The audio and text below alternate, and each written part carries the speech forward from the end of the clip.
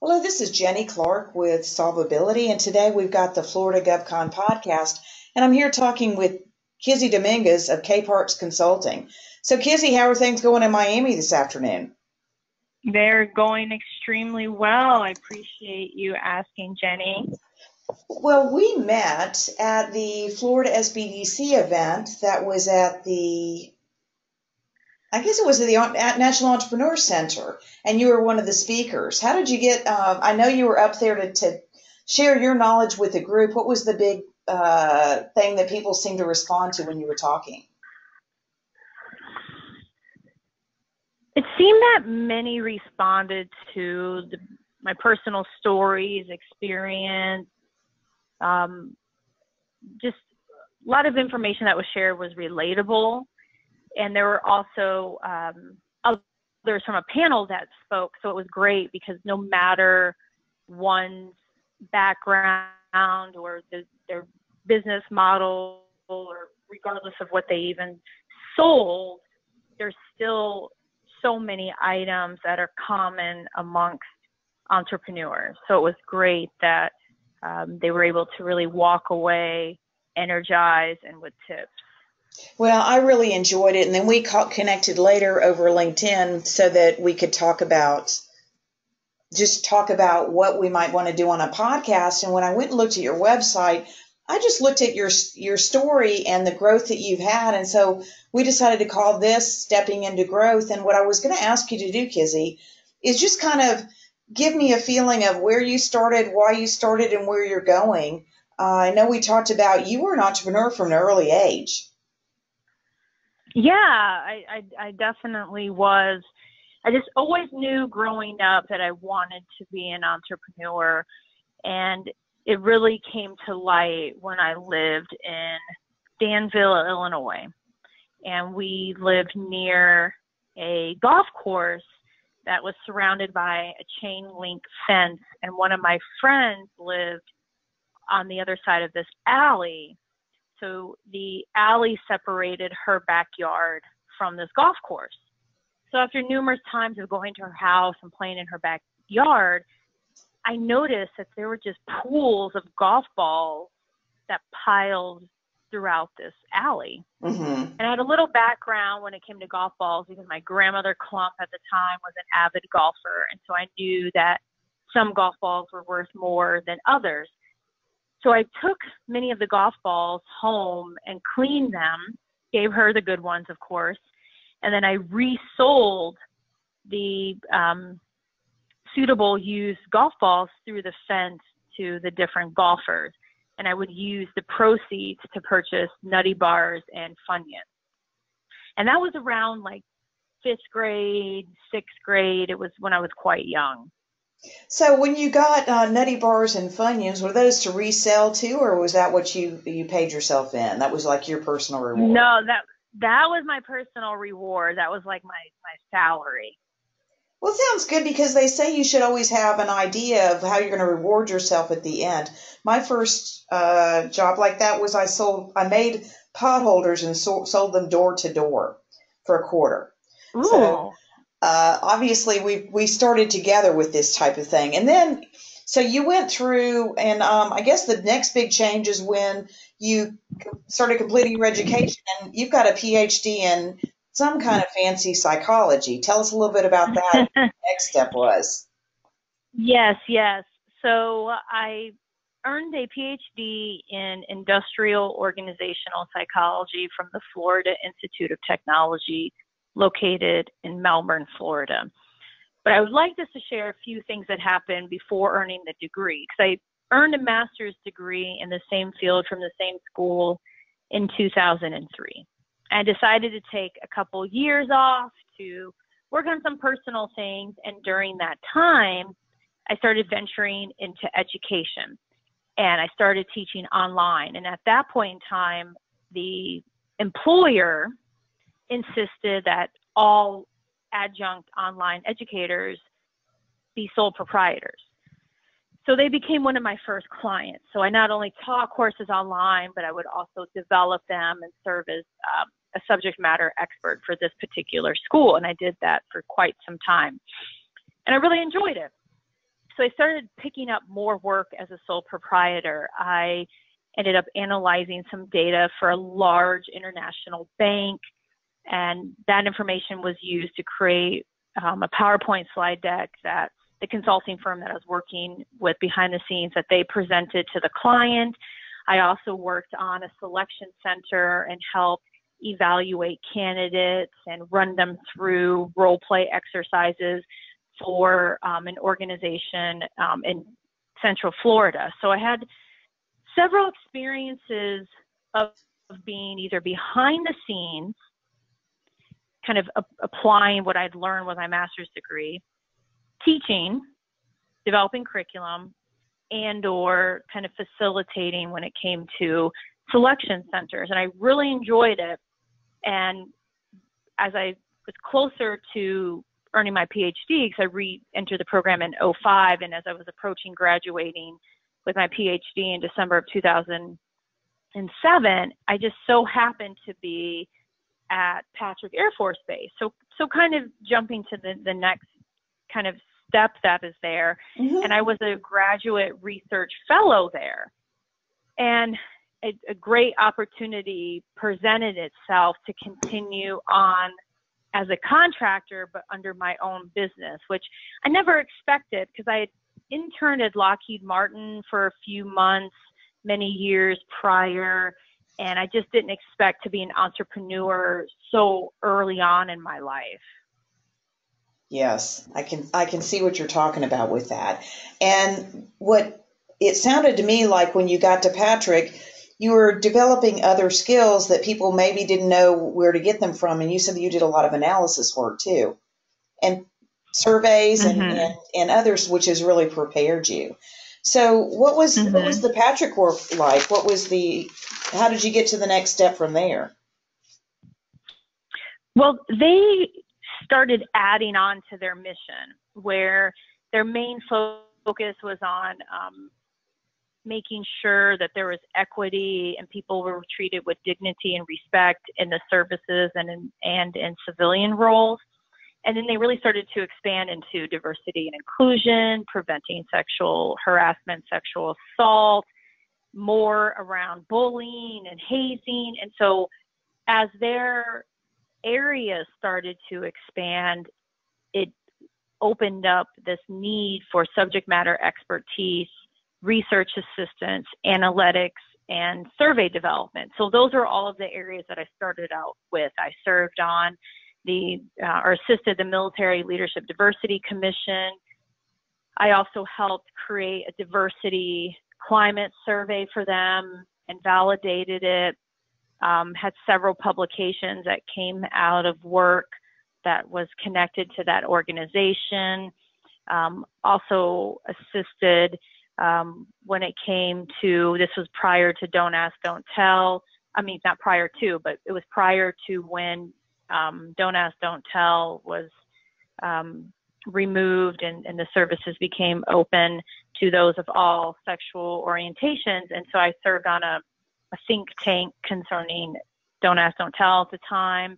It was just a lot of research and thinking and subject matter expertise along with the research. So, and analyzing data. And one of the main benefits that came out of it was speaking. Mm-hmm. They were known for holding a research conference every 2 years. In addition, there were different groups that they were a part of that were in DC and other places throughout the United States.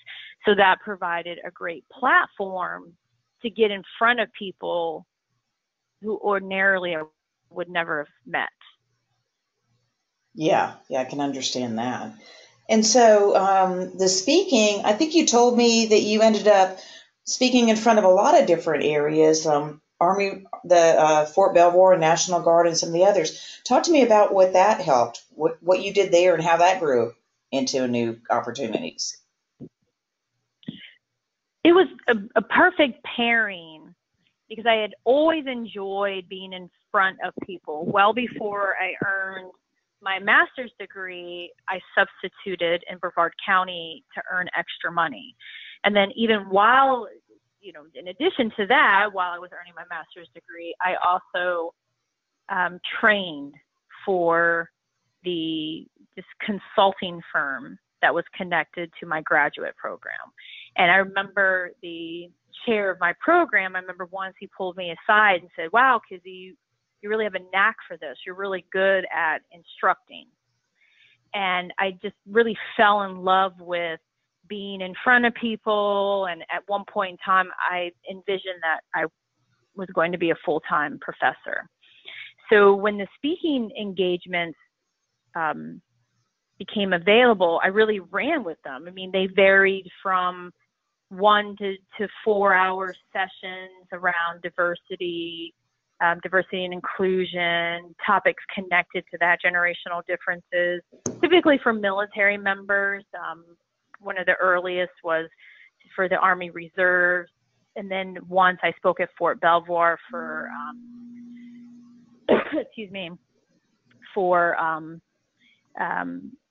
regarding topics concerning women for Women's History Month. And then it just kind of spiraled from there. I remember I did things for women in government, different groups like that. So it got to the point where I just really wanted the opportunity to speak. Many of them were paid. Some of the opportunities were not paid. And it was just great to be able to do that. And it was most helpful because up until then, I kind of had that academic notion of what it meant to train and facilitate. I thought, oh, this is kind of one and the same, and this is the model you use and you follow. It's the one that you've gone through as an educator. And it was very pivotal because I started to connect with some amazing facilitators. And I also went through a very brief training program led by a faculty member from the Darden School of Business, the University of Virginia. So it was great because then I was able to really grow and develop in terms of my in-person speaking abilities. And I became less of this academic type and just more of a presenter that was focused on the audience and engaging them and taking them on a journey and taking them places they would never expect and really facilitating instead of telling and lecturing. So the speaking, it was awesome. And I still do that today. I love being able to speak in front of people. Well, it sounded like it raised your profile and helped you develop some new skills and made you decide that you wanted more of that. And I think you described it as you had had different projects, but the one that you really loved was the one that got you to what we wrote down as 10,000 steps. So talk a little bit more about what that meant and how it helped you transform your company.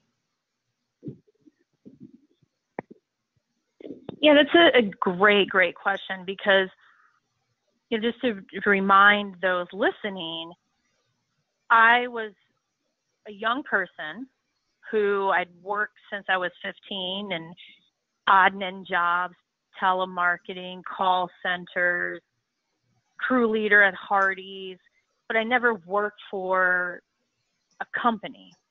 I gained some additional experience as a consultant through the consulting company that was connected to my alma mater, but as far as what it took to run a business and, balance sheets and profit and how do you do work with the government and invoicing. And I remember at one point I would confuse the terms of purchase order, invoice. I had no knowledge.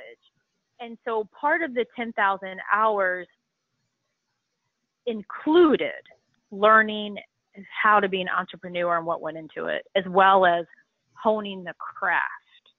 Yeah, and I think you also mentioned that by having that experience in a consulting firm, you got to see how a consulting firm was run, and that was really a big part of how you decided, okay, this is how they do it, this is how I would want to do it. Yes, Jenny, that's perfect. because there was a group out of Orlando that early on I became connected to, and they had almost 20 years of experience, and they worked with huge Fortune 500 companies. And as I worked with them, I got to see, how they issued purchase orders, how their business model, how they paid their contractors, how they wanted invoices, how they delivered proposals, what the proposals looked like. I even went on sales presentations with them, and we won that particular work. I got to see everything just as far as how they operated.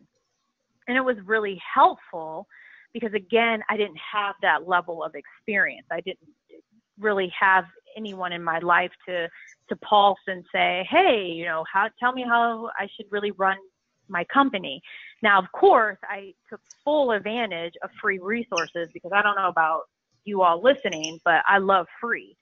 So I connected with SCORE and with my Small Business Development Center and SBA, and I even connected with other local entrepreneurs to get advice, but really living it took me to another level because then I really got that inside scoop. So very similar to being in the kitchen of a restaurant. It wasn't just the diner there enjoying the great meal and ambiance, but I really got to see, what does the produce look like? How do they cut it? How does this happen? How do they serve the food? What do they do when it comes to cleaning the restroom? So I really got to learn all of those kinds of things while under the umbrella of that particular company. And it taught me so much, and I continue to learn today. It's never going to end. I continue to grow and develop as a person, as a learner, as a lifetime learner, as an entrepreneur.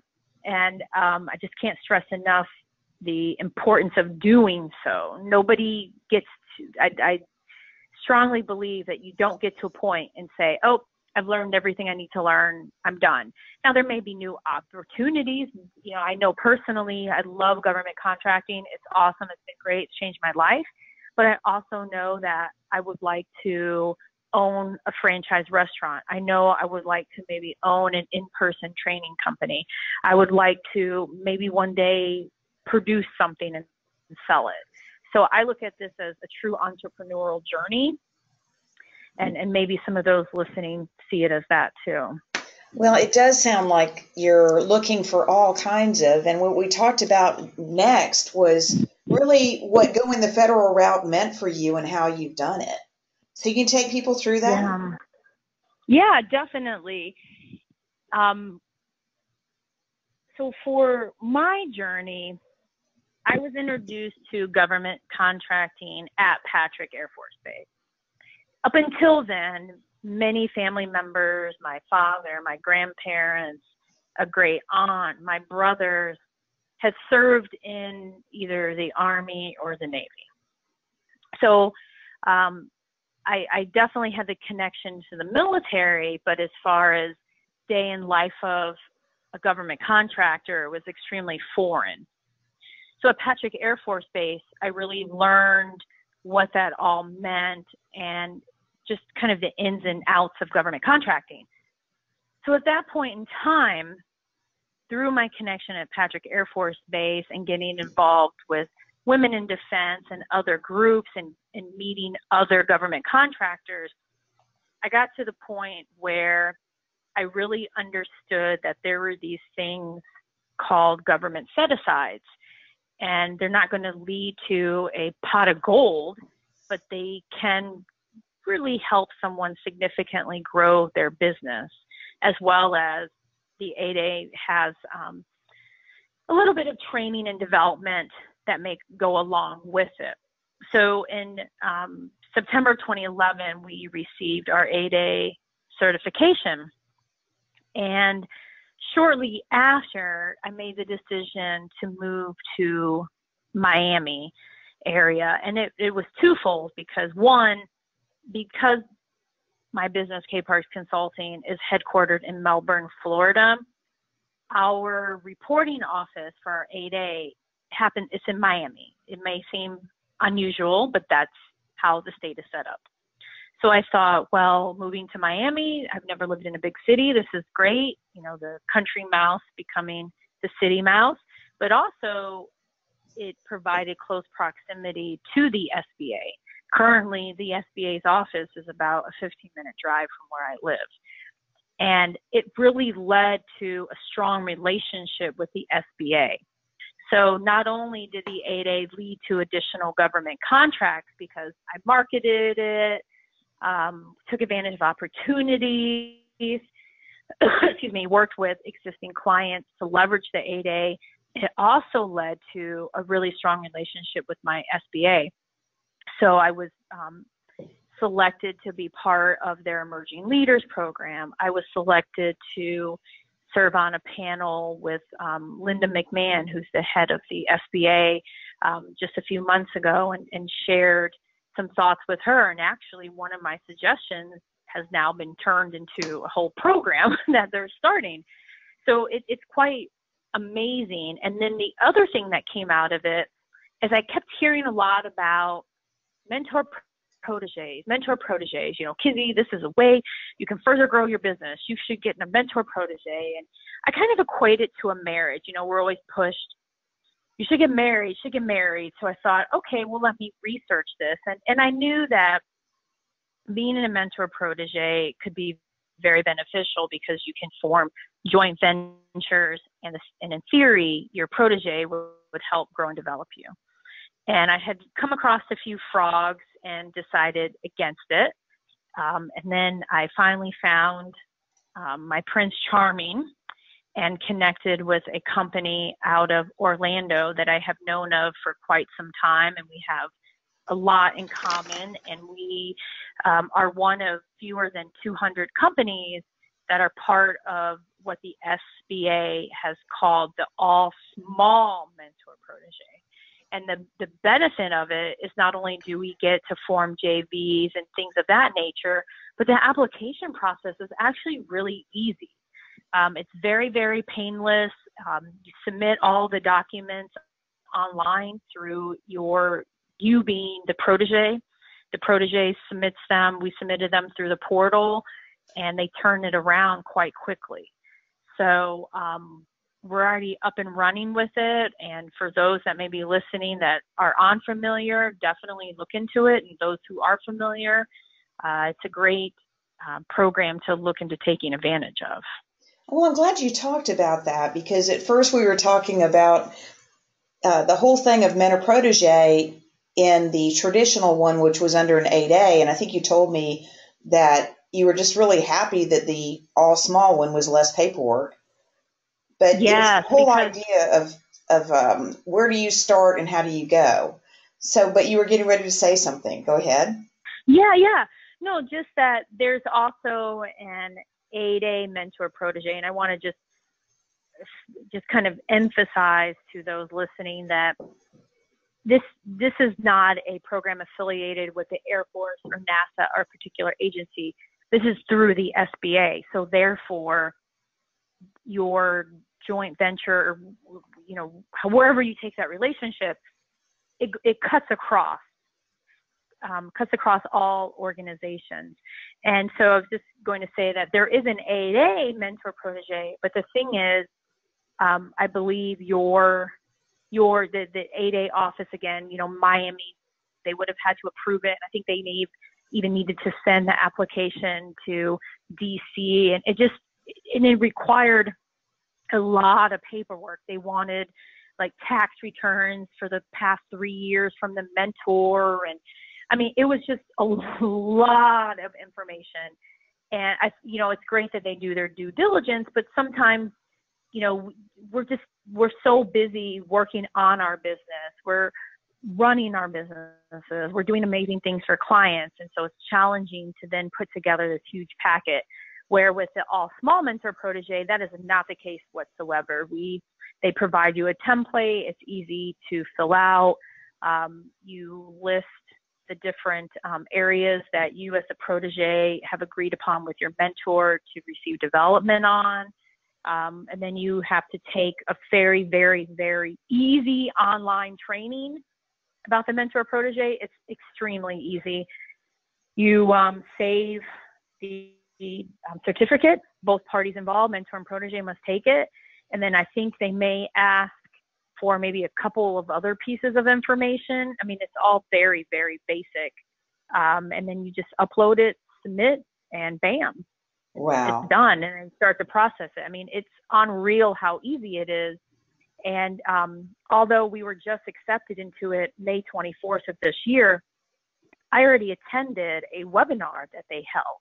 And it was a really helpful webinar because it was on JVs and registering JVs into SAM and all of these other things. And it was most helpful because while my protege has experience doing that, we all know that SAM changes, regulations change, and I want us to make as few mistakes as possible. So that webinar was very timely because we have just formed 2 JVs since gaining approval for the all small. So now I need to register those 2 into SAM. And so it's great that those types of resources are there. And it's so far so good. It's been a great program.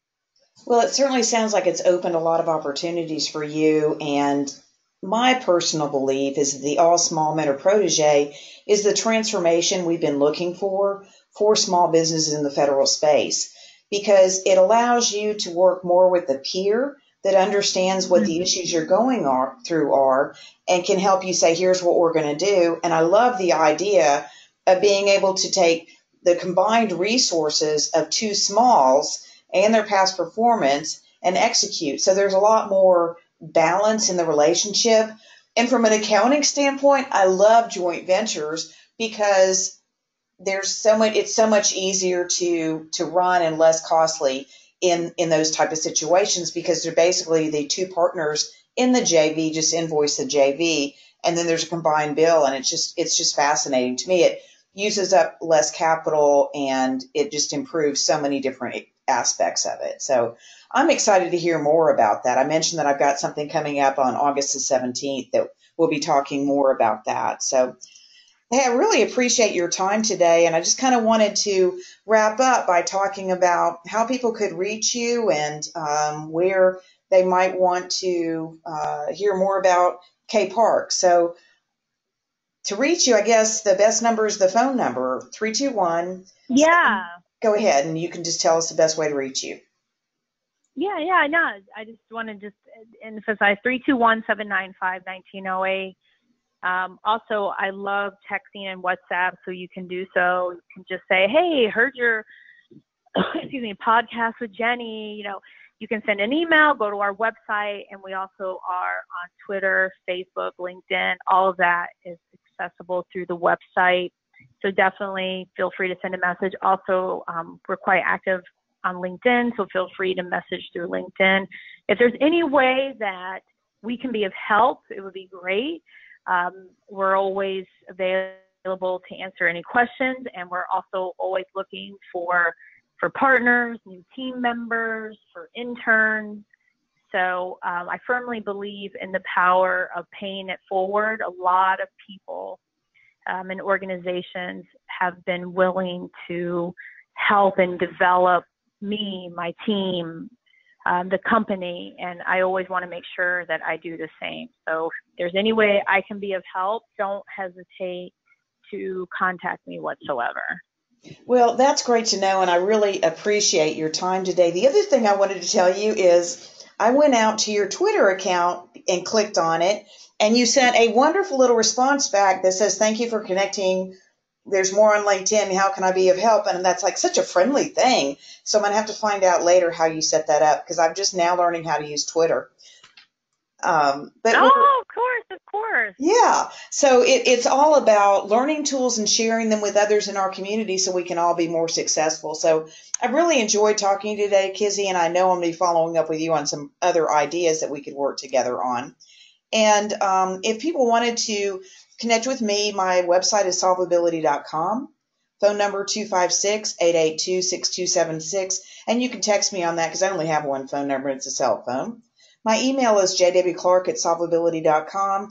And with the Florida GovCon podcast, what we are also doing is our annual summit will be in Orlando, February 28th through March 1st. Like last year, which we called Teaming for the Larger Federal Deals, we're definitely supporting the small business community across the state of Florida and really trying to grow the federal programs that we're all a part of. So thanks so much today for being with me, Kizzy, and I look forward to talking to you again soon.